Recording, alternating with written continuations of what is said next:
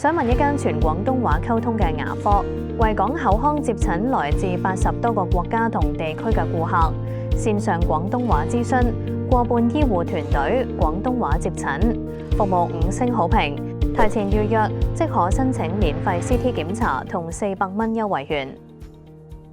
八大分院東鐵線直達過關即到，無超過80個國家同地區嘅顧客，係市民睇牙信心之選。各位朋友，近期最熱門嘅話題咧，就離唔開莫雷拉輸死人呢句説話。一跑完馬啲馬迷話：莫雷拉輸死人啊！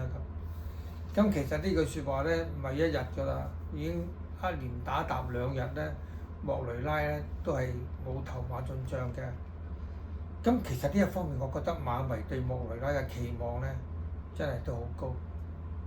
咁但係我哋都要講下現實啲㗎，係咪？咁如果咖喱仔嗰啲馬未到位，或者評分過高，咁啊點算咧？嗱，咖喱仔請阿莫雷拉過嚟，都希望憑莫雷拉咧，即係攀高啲嘅啫。但係啲馬實在係冇啊嘛，冇咪冇咯，冇就冇㗎啦。咁嗱，咁而家咧，大家咧，再買莫雷拉嘅時間，你必須要有2點睇清楚。第一，同場嘅對手係點樣？係咪真係已經係食住阿莫雷拉嘅馬先食緊嘅？同埋佢個形勢係咪太差先？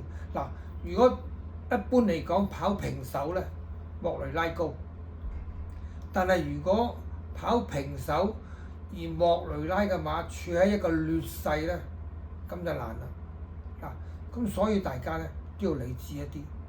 好啦，再其次啦，又講下冠軍練馬師啦。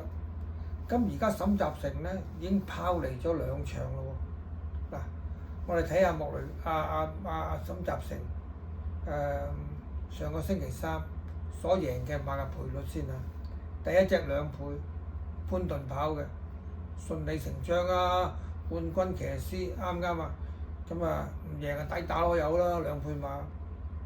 但第二隻19倍喎，第3隻都6.7喎，因為2乘19咧就等於45滯㗎啦，38倍啦。如果你有買孖寶嘅，邊度俾到你6.7倍啊？咁即係話沈集成馬房喺週3第一場有信心。無可即係置疑㗎啦，但係第2場同埋尾場咧，即係講第9場咧，嗰個信心咧都係一般嘅啫。但係有鬥志，盡跑啦咁咪掂咗咯。嗱，我曾經講過，我話沈集成係呢一屆冠軍練馬師嘅黑馬，隨時會排眾而出。嗱，大家睇下我講得啱唔啱？我唔係今日講㗎，我唔係話佢而家登咗榜首先再講，我講咗已經係有一段時間㗎啦。好，嗱，除咗呢一樣之外咧，咁仲有一個好趣怪嘅問題，就係喺週3晚咧就發生咧腳踏纏繞嘅問題，就介乎黃寶妮同埋潘頓。嗱，腳踏纏繞真係唔容易嘅。第一，呢2個騎師嘅腳踏咧都要差唔多高低，而嗰隻馬嘅高矮亦都係差唔多，咁先做到㗎嘛。即係拼埋去，大家都一般高嘅，咁咪會棘到咯，腳棘腳咯，係咪？咁咪會有呢個撞到咯。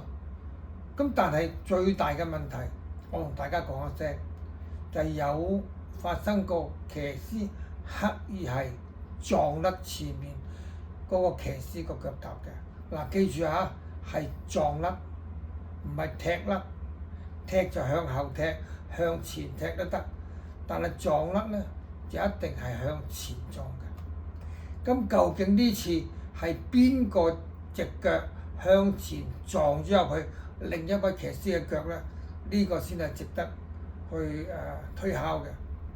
咁大家細心睇翻下嗰個賽後報告，咁有冇講到話邊個係隻腳係攝咗入另外一個人嗰隻腳裏邊，咁啊成為腳踏傳鳥咯，係咪啊？呢個真係唔容易嘅，因為要大家一般高咁先做到噶嘛，係嘛？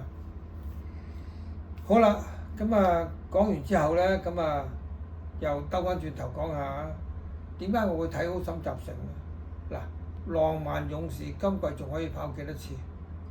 嗱，隻浪漫勇士繼續贏落去係期待中嘅事，即係如果能夠跑2場，即係坐定有2個 win 喺手嘅喎。嗱，咁啊方嘉柏似乎冇喎，咁啊阿廖咧就都有2隻馬嘅，一個打比冠軍，另外一隻嘅近期贏得好巴閉嘅馬。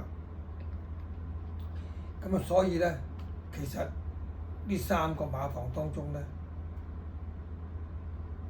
咖喱仔係屬於期待嘅一個，期待啫。OK，咁你明我講乜啦？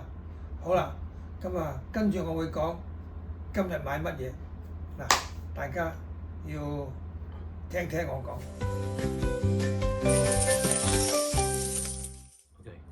嗱，各位，